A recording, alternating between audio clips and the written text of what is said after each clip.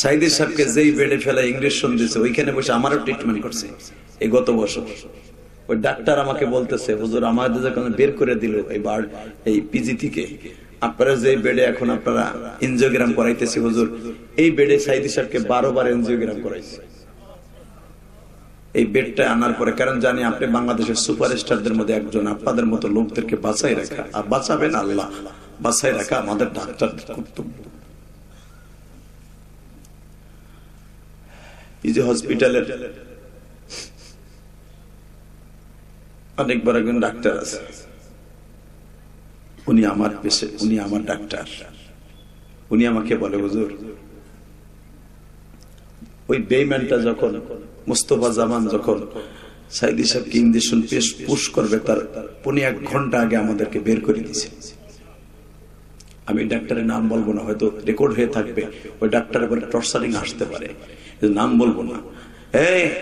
এই বদমাইশের নামটা আমি নিলাম। এই মোস্তফা জামান সাইদি সাহেবকে আধা ঘন্টা আগে যখন ইঞ্জেকশন পুশ করবে, তখনও সাইদি সাহেব বুঝতে পারে না, হাসে। যে চেয়ারে বসে উনি হাসতেছিল,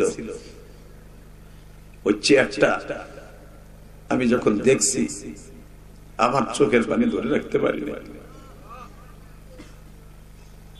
বলে 13ই আগস্ট ঠিক এখানে বসে খলখল করে হাসতেছিল, মনে হচ্ছে পূর্ণিমার চাঁদটা হাসতেছে। এটাই ছিল তার জীবনের শেষ কথা, এটাই ছিল জীবনের শেষ কথা। অনেকবার আপনাদের হসপিটালে আসছি, অনেক কষ্ট দিছি, এইবার ফিরে যেতে পারবো কিনা জানি না। এক ডাক্তারের কথা এবং এক আনসার আমারে বলতেছে, হুজুর আমি তো তার পাহারায় ছিলাম, সে বলতেছে আর আসতে পারবো কিনা, তোমাদের অনেক কষ্ট দিছি, আর আসতে পারবো কিনা দোয়া করো। হতে পারে এটাই তোমাদের এখানে শেষ আসা। তাহলে বোঝা গেল সে জেলখানাতে বুঝে ফেলছিল যে আমার আর ফেরত দিবে না, বুঝে ফেলছিল। বুঝলেন আপনাদের, আমি এই 2টা কোরআন হাতিনে বলে দিয়ে যাই, এটা আমার বাপের কথা না। ওই ডাক্তার আমারে বলছে, যখন 20 মিনিট আগে আমাদেরকে বের করে দিল ওটি থেকে, তখন মনে হচ্ছে পুরো হসপিটালটা বুঝি, 16 তলা হসপিটালটা মনে হয় থরথর করে কাঁপতাছে। কি যেন ঘটে যায় রে, কোরআনের পাখি মনে হয় বলে জীবনের শেষ। আমার এই বেডে 12 বার সে আসছে, 12 বার, মনে হয় এইবার 13 বার আর আসবে না।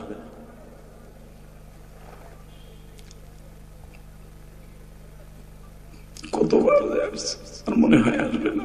আমি বের হয়ে গেলাম হুজুর গাড়ি নিয়ে।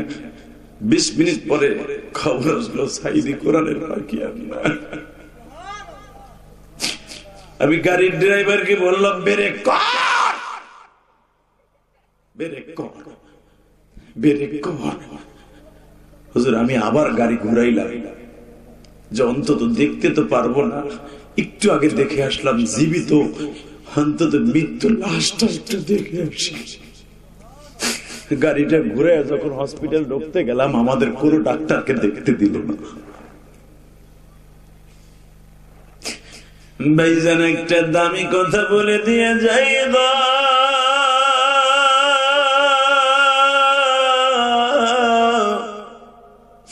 কার লাগিয়া মারলা কোরআনের পাখি,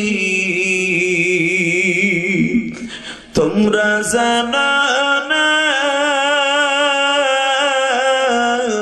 সে তো ভাইজান ঘুমিয়ে আছে মৌলারি দরজা।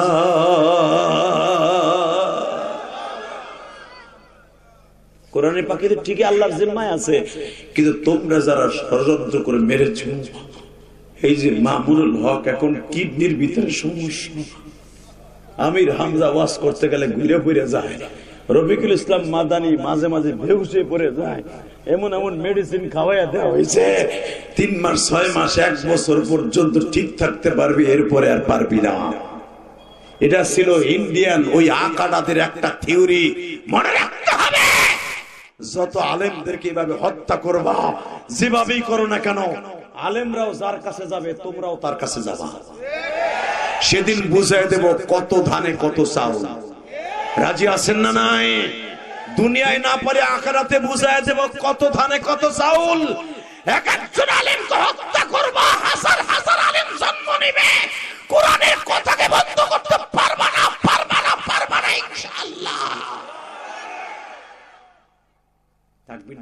চান্দু নাই? নারায়ে তাকবীর, রাখো। এই মাহফিলে মাঝখানে নাই, এ ফেসবুকের পার্টি নাই, একটাও নাই। দলনেতা যখন ডাক দেয় তখন তো একবারে আমার ভাই, তোমার ভাই, কুদ্দুস ভাই, কুদ্দুস ভাই। কুদ্দুস ভাইয়ের চরিত্র ফুলের মতো একক, তো নামাজ পড়ে না, জীবনও ঈদের নামাজ শুদ্ধ পড়ে না, একক তো বদমাইশ, তার সাফাই গাছ। আর একজন কোরআনের পাখির পক্ষে একটা আওয়াজ দিতে পারলি না, তোর মতো দুর্বল মুসলমান বাংলাদেশে টাঙ্গাইলে নাই। আওয়াজ দিয়ে বলতে হবে, এক একজন আলেমকে হত্যা করতে পারবা, কিন্তু সাইদের মতো একটা সন্তান কিয়ামত পর্যন্ত জন্ম দিতে পারবা কিনা জানি না। 15টা বছর সাইদের নাম নিলেই তাকে বয়কট করছে, ওই বক্তার আওয়াজ বন্ধ, কথা বলেন না কেন? অপরাধ কি? ও সাইদের নাম নিয়ে লোক কে কষ্ট হইতেছে টাকার দিকে। আমি মিথ্যা কথা বলি না, ওই ডাক্তারদের মুখে বলে শুনছি। আরে আমি জিজ্ঞেস করছিলাম কৌতূহল করে, ইঞ্জেকশনটা দেওয়ার পরে কি করছিল, ওই জিনিসটা আমি বলতে পারবো না আপনার কাছে। ওই আনসার বলতে যদুর ভিতরে শুধু চিৎকার, আর গরু জবাই দিলে যেরকম আওয়াজ হয় গ্যাংরানি, সে গ্যাংরাইতেছিল। মনে হইতেছে গলা কাটা মুরগির মতো তরাপ তরাপ করে আওয়াজ হইতেছিল। মৃত্যুর যন্ত্রণা শুধু তো আপনারা না, আমার নবীও সহ্য করেছে, কথা বলেন না কেন?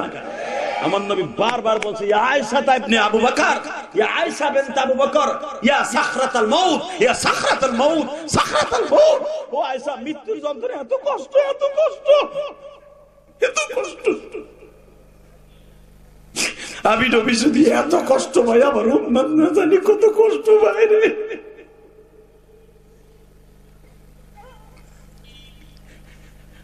হযরত আলী বলেন, নাসাই শরীফের হাদিস, একটা ছাগলকে যদি কেউ বাবা জবাই না দিয়া, জীবিত ছাগলের চামড়াকে যদি কেউ টাইনা সিলাই বাবা, চামড়াটা সিলাই ফেললে যত কষ্ট না হয়, মৃত্যু ব্যক্তির কাছে আজরাইল আসলে তার চাইতে 100 গুণ বেশি কষ্ট হয়।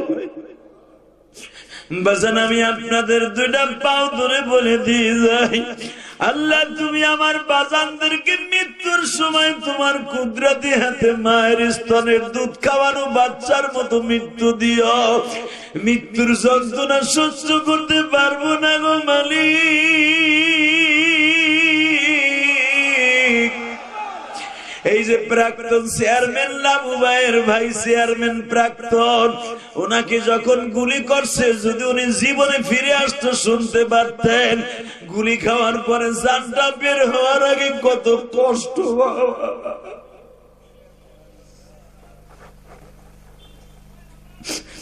আমি আপনাদের দুইটা পাও ধরে বলে দিয়ে যাই বাজার, মৃত্যু যে কত কষ্ট রে।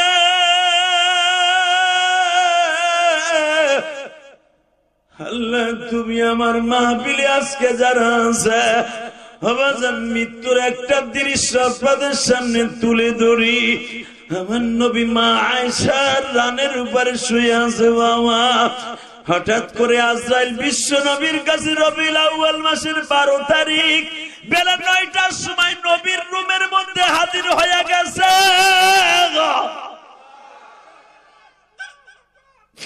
নবীর জান কবজ হইছে 10টা পৌনে 10টায়, 9টায় আজরাইল হাজির হইছে। নবীর কলিজার মধ্যে পানি নাই। বুখারীতে দেখবেন মৃত্যু হওয়ার সময় নবী কি করছে।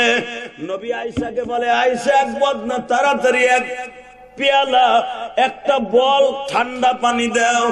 নবী পানি খাবেন না, আয়েশা দেখো আমার চেহারাটা শুকিয়ে গেছে। নবী বারবার ঠান্ডা পানির মধ্যে হাত দেয় আর চেহারায় পানি মারে। মা আয়েশা বলে, আমার নবী পাগলের মতো হয়ে গেছে।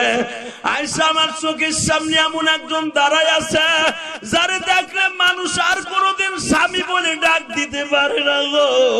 সন্তান আর বাপ বলে ডাক দিতে পারে না।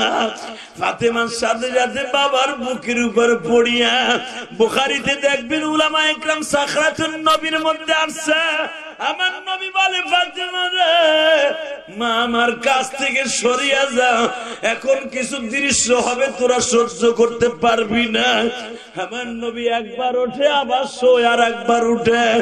বাজান রে, আজরাইল নবীর মাথার কাছে বসিয়া কপালে চুম্বন করে বলে, নবী গো,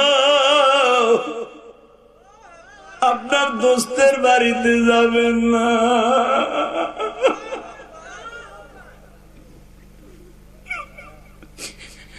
আপনার বন্ধুর বাড়িতে যাবেন না, পাসপোর্ট ভিসা পাসপোর্ট ওকে হয়ে গেছে।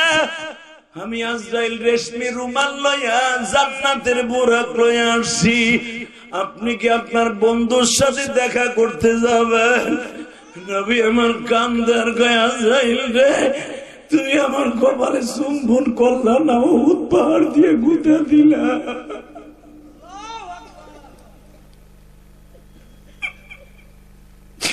তিরমিজিতে দেখবেন বাবা নাসের যে মালিক বলে, মৃত্যুর 1 ঘন্টা আগে নবী আমাদের কাছ থেকে বিদায় নিয়ে চাদর গায়ে দিয়ে মা আয়েশার ঘরে শুয়ে পড়লেন। ও আমার নবীর আশিক ভাইরা, আমি দেখবো আমার নবীর কে কতটুকু ভালোবাসা। এই ময়দানের মধ্যে কার জানো জনম দুঃখিনী মা নাই গো, কে জানো মা কয়ে ডাক দিতে পারো না। বাজান, আমার জনম দুঃখিনী মা মৃত্যুর যন্ত্রণায় বারবার আমার বাবারে বলেছিল, ইলিয়াসের আব্বা, তুমি আমার ইলিয়াসের এক নজর দেখাবা, ও যদি আমার মাথার কাছে বসে সরে ইয়াসিন পড়ে, মনে হয় আমার নিঃশ্বাসটা আসান হবে। আমি আর সহ্য করতে পারতেছি না।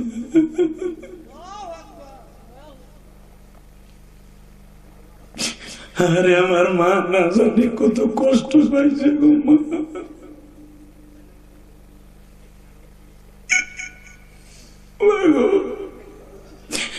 আমি তোমার হতভাগা সাথ ছেড়ে মা, আমি মাদ্রাসায় ছিলাম মা। ও মা, আমি জানি না তুমি চলে যাবো মা। আমার মতো কে জানো আছে মার মৃত্যুর সময় কাছে থাকতে পারে নাই গো।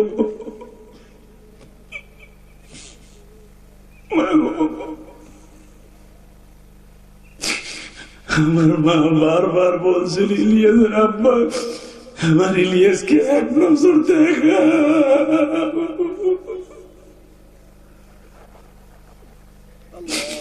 আমার মার ইন্তেকাল রাত 11:30টায়। আমার পরীক্ষা চলতেছিল বাবা। শেখ হাসিনার 1 নাম্বার সিট কোটালি ভরা। এই মাদ্রাসা আমি পড়তেছিলাম, আমার বাড়ি থেকে 60 কিলোমিটার দূর। ওই রাত্রে আমার আব্বা আমার কইতে আবিষ্কার করবো। আমার আব্বা আমার মার কপালে হাত দিয়ে বলে, সকালে নিয়ে আসবো, তুই কান্দিস না। আমার মা তখন বলতেছিল, আমি কোনো কষ্ট নিয়ে দুনিয়া ছাড়তাছি না, শুধু আমার ইলিয়াসের কষ্ট নিয়ে আমি দুনিয়া ছাড়তাছি। মা গো, তুমি কষ্ট পাইবা না, আমি প্রতিদিন তোমার লেগে কান্দি মা। ও মা, অনেকে আমার মায়ের পাগল বলে, অনেকে বলে কান্দনি বক্তা মা। যারা এখানে মায়ের পাগল ওরা কানবো মা। দুনিয়ায় তুমি আমারে আনতে যে কত চোখের পানি ফেলছো মা। তোমার চোখের পানি আল্লাহ যারা কেউ দেখে নাই মা।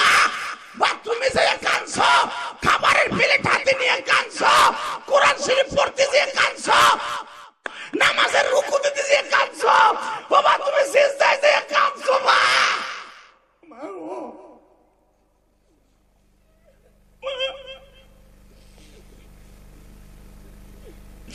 তুমি তো কান্দনের রাস্তা ছেলেদেরকে দেখাই দিয়ে গেছো মা।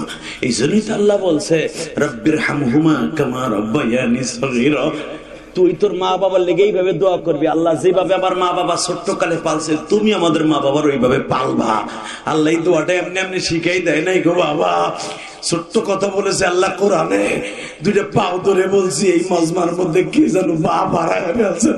যেই বাবা অটো রিক্সা চালায় আপনার আবার মানুষ করছে, যেই বাবা যমুনা নদীতে মাছ মাইরে পেয়েছে তোমার আবার মানুষ করছে, যেই বাবা পরের জমিতে ধান খেতে পাট খেতে কামলা দিয়ে তোমার আমার লেখাপড়া করাইছে, ওই বাবার কথা ভুলিস না যুবক, ওই মায়ের কথা ভুলেন না বাবা। আমার মা আমার হাঁসের ডিম বেচে পরীক্ষার ফি দিছে। হে, আমার বাবা অনেক গরিব ছিল গোপালগঞ্জে। আমার মা আমার হাঁসের ডিম বেচে দোকানের টিফিনের পয়সা দিছে। ওই যে হুজুর আজকে কথা বলে মাহফিলের পরিচালক, তার মা হয়তো তার বাবা হয়তো পরের ছবিতে কামলা দিয়ে ধরে লেখাপড়া করাইছে গো।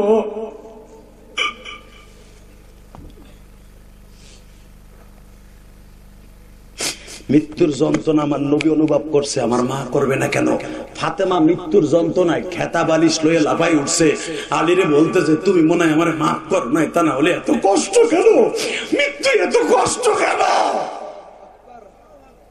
ও মা, ফাতেমা সমস্ত মহিলাদের জান্নাতের সরদারিনী দুনিয়ার থেকে পাইয়ে গেছে। মা আল ফাতেমা তো সাইয়্যিদাতুন নিসাই আলী জান্নাহ। সেই ফাতেমা যদি আলীরে বারবার পা জড়াই ধরে বলে আজরাইলের স্পর্শ পাইয়া তুমি মনে হয় আমারে মাফ করো না, এত কষ্ট কেন? এত কষ্ট কেন মৃত্যুর সময়?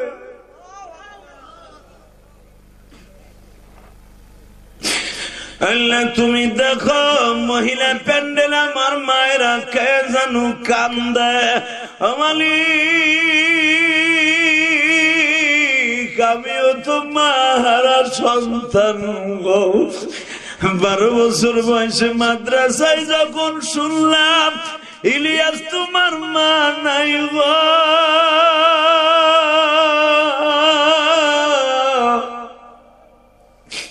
এই জ্বালা তো কাকে বলবো, এই কষ্ট তো কাকে বলবো, সোনার মানুষ কি আছে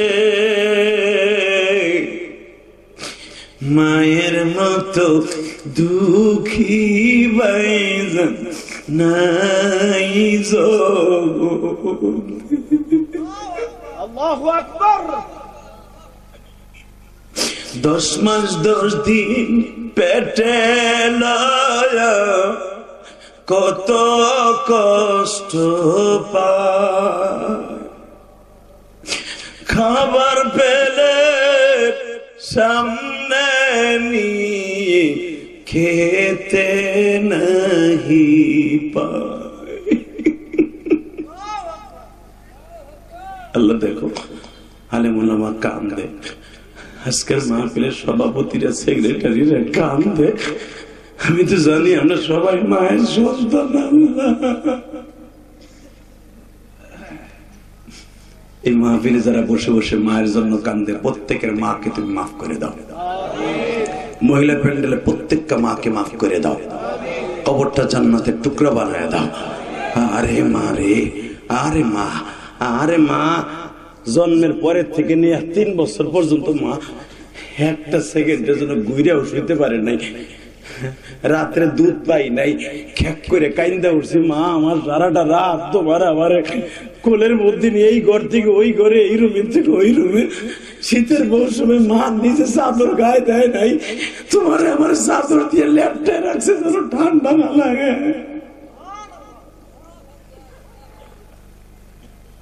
আল্লাহ আমার মতো যারা মা হারা, ওই মারে যারা ঠান্ডা মাটি শোয়াইছে, খেতা নাই, বালিশ নেই, তুমি আমার মা সহ সকলের মারে দেখে রাখো।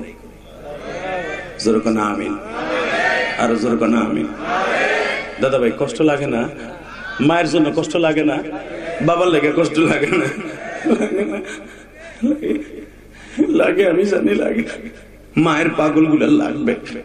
যারা মা বাবার না খান্দা, যেগুলা নেশাখোর, ওইগুলার ভাল লাগবো না। কারণ কি জানো, যারা সত্যিকারে মায়ের পাগল, বাবার পাগল।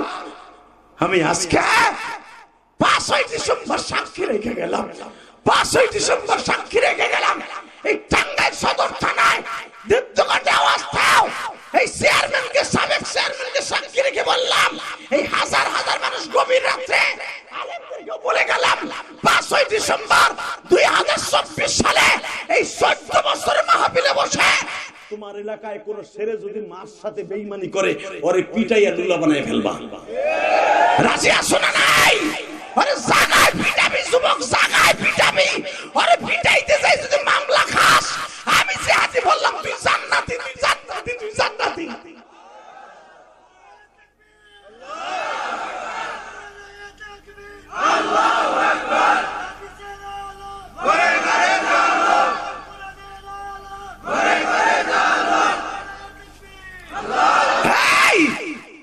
দুনিয়া একদিকে, মা বাবা থাকবে একদিকে।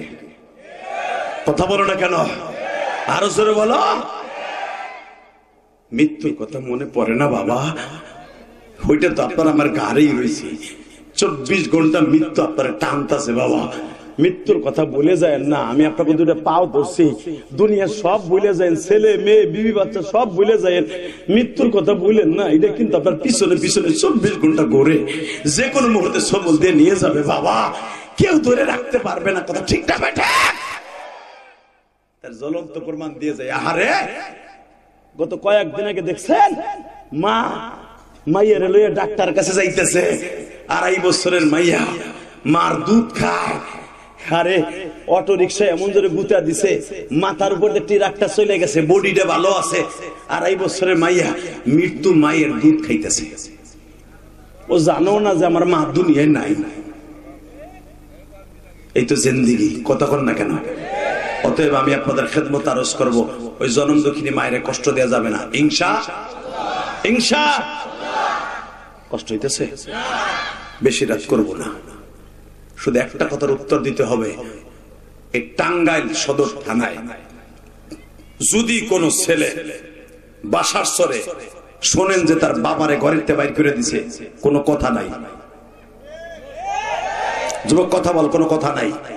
তোর 10-15 বন্ধু এক হইয়া যায়, ওরা কুত্তা সামনে পিড়ায়, আমনে পিড়ায়। যদি কোনো কিছু দেওয়ার লাগে, এই সাবেক চেয়ারম্যান লাবু ভাইয়ের কাছে যাবি, তোর মসজিদের ইমাম সাহেব এই হুজুরের কাছে যাবি, তোদের সাথে ইমামরা এক হইয়া ওরে আরো পিটাবি। রাজি আসো না নাই?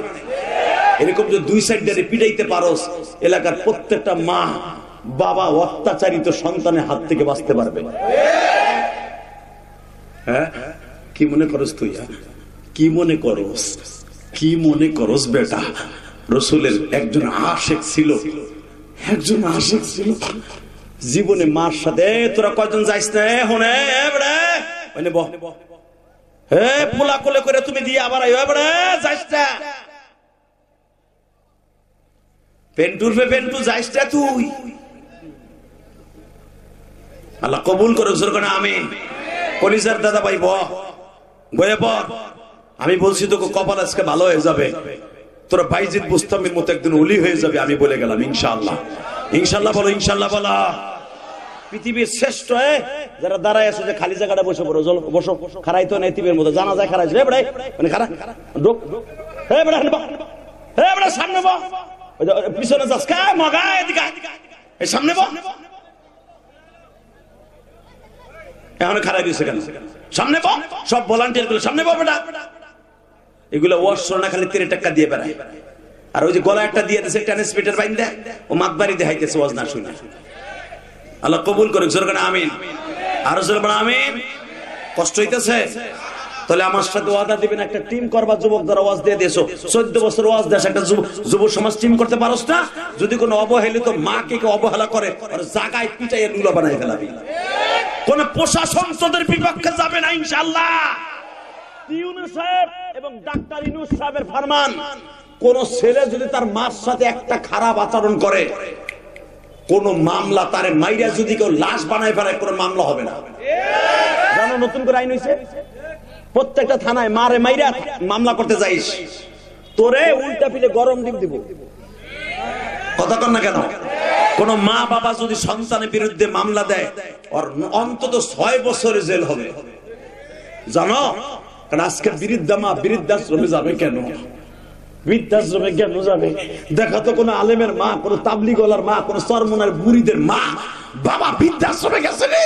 যত বৃদ্ধাশ্রমে যায়, তোদের মতো বিসিএস ক্যাডার, এসপি, ডিসির মা যায়, কোন আলেমের মা আজ পর্যন্ত বৃদ্ধাশ্রমে যায় নাই।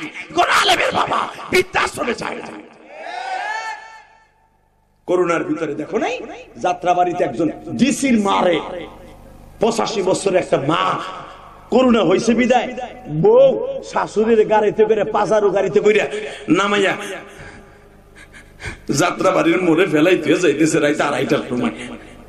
তাহলে 2:30টা যাত্রাবাড়ি তো সবচেয়ে বড় সভাপতির জায়গা হলো হিরুনসি সভাপতির জায়গা। ওরা হিরুনসি ফেডারেশনের সভাপতি সব সারা বাংলাদেশের। যাত্রাবাড়ির মোটটার নামই হলো হিরুনসি ফেডারেশনের সভাপতির স্থান। কথা কর না কেন? গাঞ্জা করেন ফেডারেশনের সমিতি চলে এলো যাত্রাবাড়ি মোড়ে। যখন ডিসি এই ফেডারেশনের চেয়ারম্যান বইয়া বইয়া গাঞ্জা টানতাছে, এর ভিতরে দেখে গোল সত্তর এক বুড়িরে ফেলাই ফিরে যায় ফাজারু গাড়িতে ধাক্কা দিয়া। মা গাড়ির দরজাটা টাইমে আমার ফেলাই ফিরে যাইস না বাপ, আমি তোর কিচ্ছু কম না বাপ, এই শীতের ভিতরে আমার ফেলাই ফিরে যাইস না। ওইটা গাঞ্জা করে সভাপতি দেখছে, দৌড়ে যাইয়া গাড়ির ড্রাইভার কাছে টান দিয়া ডিসির কাছ থেকে আগে চাবি নিছে, জানে চাবি নিলে তার গাড়ি স্টার্ট দিতে পারবে না। চাবি নিয়া ওরে আস্তা ঘুষাইছে গাড়ির মধ্যে, ঘুরে টাইনা নামাইয়া পাড়াই ধরে বুকের পরে বইয়া 10টা হিরুনসি ধরে ফাড়াই ফুড়ে হেলাইছে, ফাড়াইয়া হিরুনসি। কারণ করোনার ভিতরে তো কোনো মানুষ রাস্তাও নাই, পিজাইয়া যখন কইছে কয় বুড়িকে, ওই ডিসি কইতেছে আমার মা।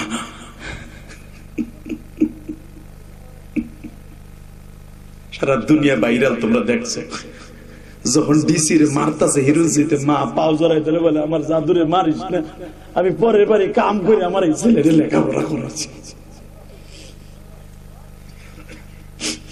যুবক, তোমার বাবা টাটকা ধানি জমি বিক্রি করে তোর বিদেশ পাঠাইছে, আজকে অ্যাকাউন্ট করে যাস বাপের নামে মার নামে করস না, তোর সুন্দরী টুকটুকি ললনার নামে কইরা যাস, তোর টাকা দিয়ে আর এক পোলার লাগে ইচিকে পাকা চি চি চি করে তোর লাগে। তোর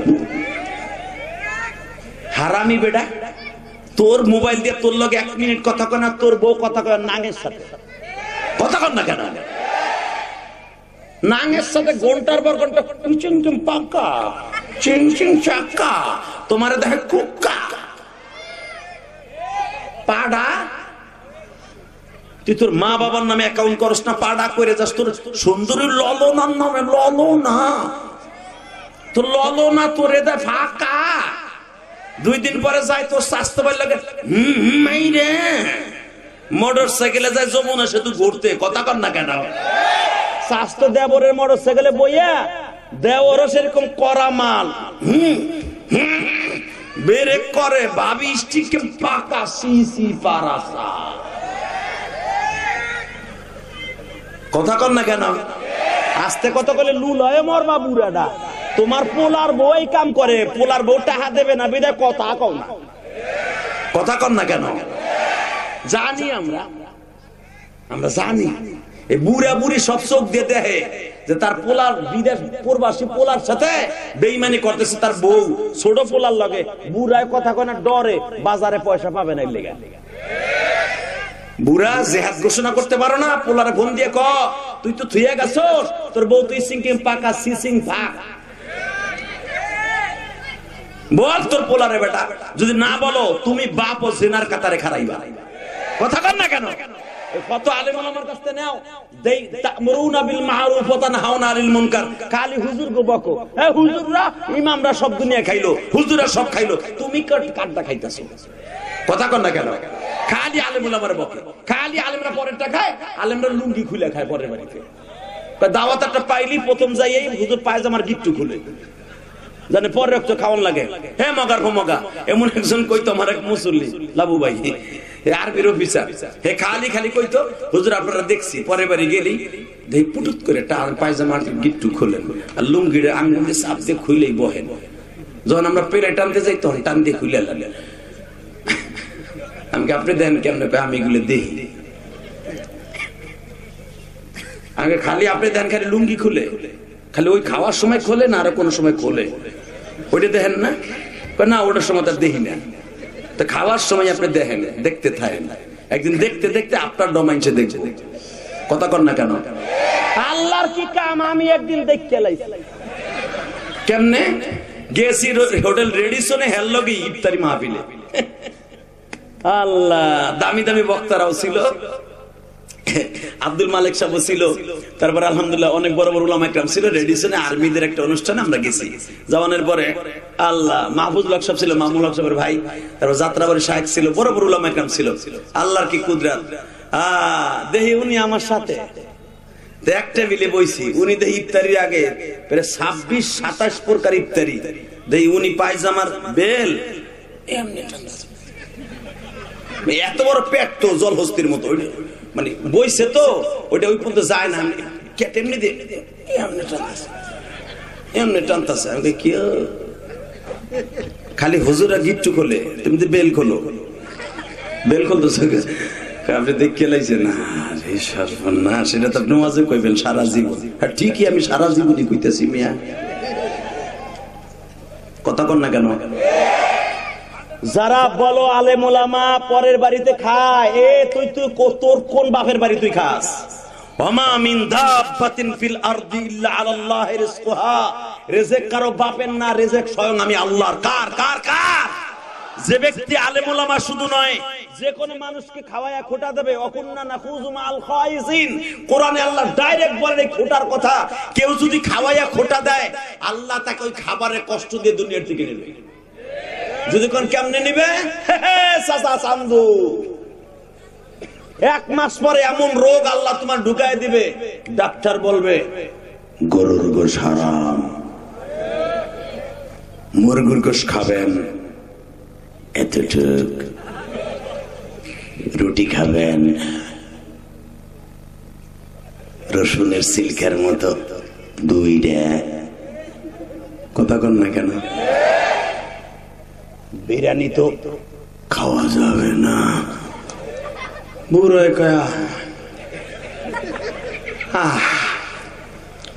এতদিন খাইলাম হান কি বইরা, আবার কি হইলো? এটা কি লিখে হয়েছে জানো? ওই যে আর একজনটা খোটা দিছিলাম, তোমার রেজেক আল্লাহ উঠেই নিয়ে গেছে।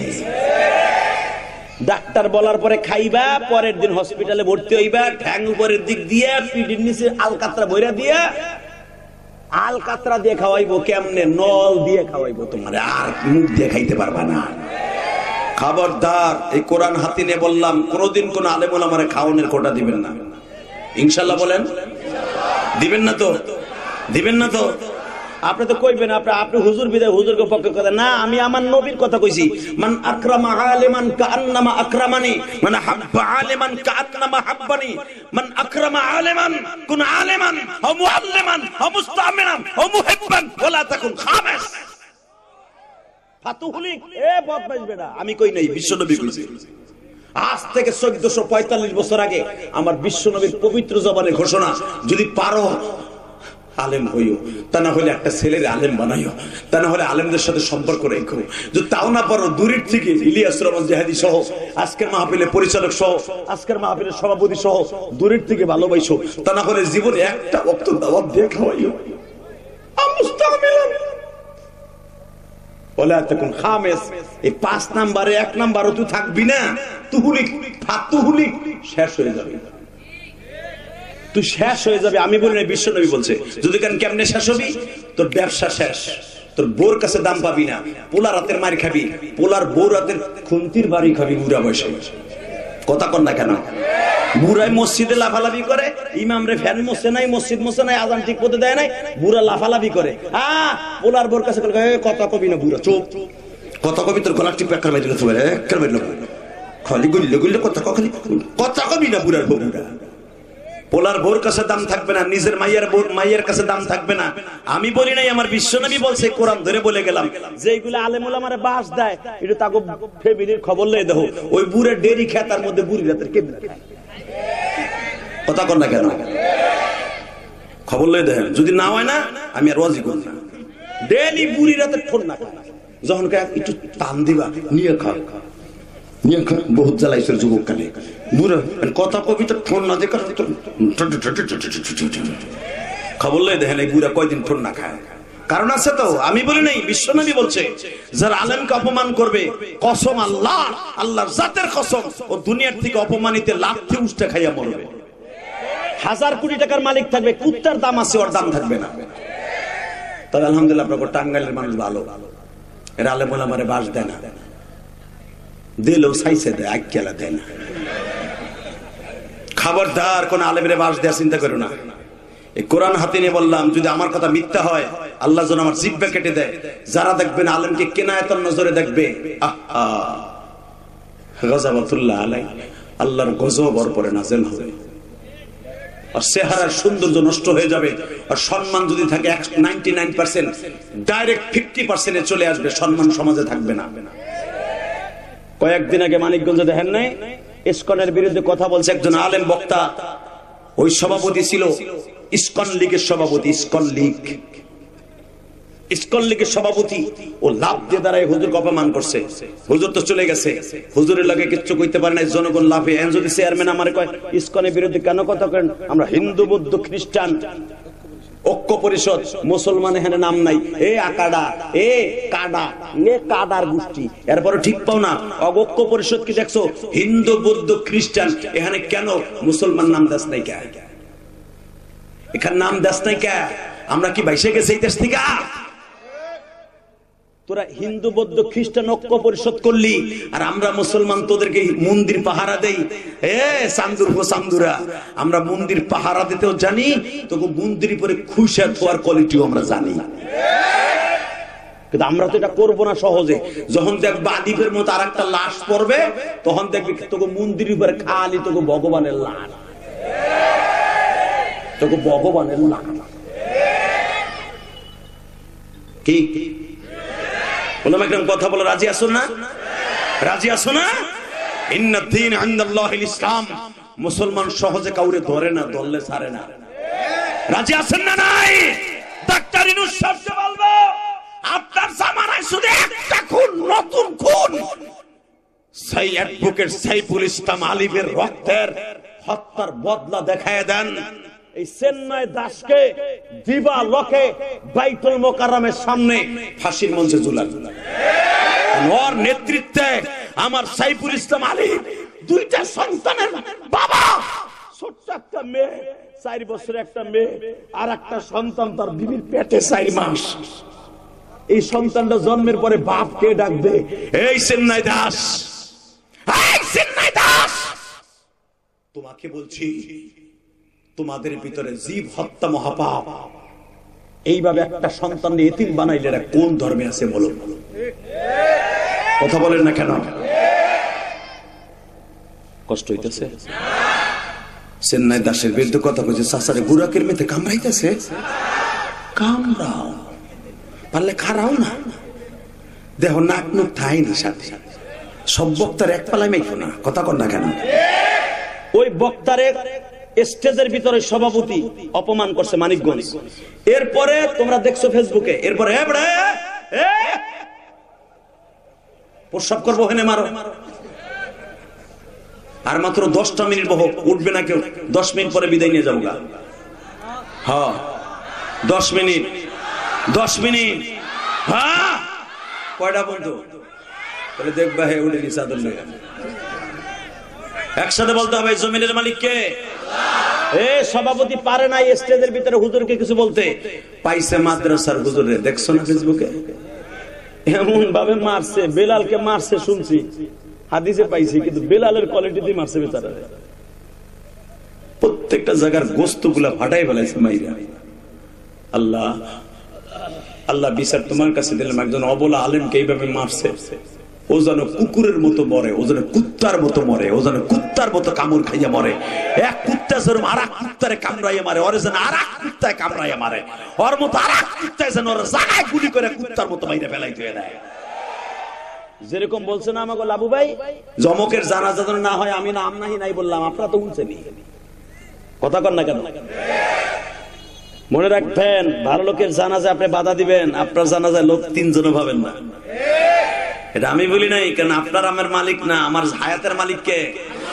আল্লাযী খালাকাল মাউতা ওয়াল হায়াতা লিয়াবলুয়াকুম আইয়ুকুম আহসানু আমালা ওয়া হুয়াল আজিজুল গফুর। বান্দা ভুলে যাস না, তোর হায়াতের মালিক আমি, মৃত্যুর মালিক আমি, রিজিকের মালিক আমি, এবং ভালো মন্দ কি করবি না করবি রিসার্চ করার মালিক আমি।